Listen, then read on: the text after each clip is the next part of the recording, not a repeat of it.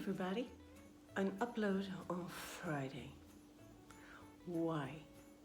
I decided to do a 12 days till Christmas vlog. I never done that. This time of year I thought, let's do that.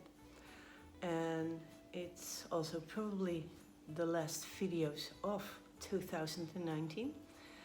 So I'm sitting by the tree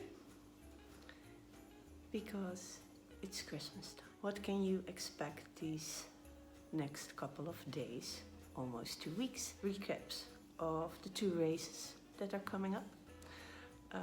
One is today, and now I'm a little bit of lying to you because it's not Friday when I'm filming this. So this is up on Friday, and it's also the day for my first fun run in Haarlem.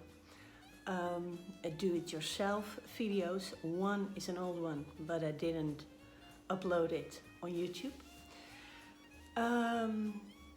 And the rest is about what I liked in 2019.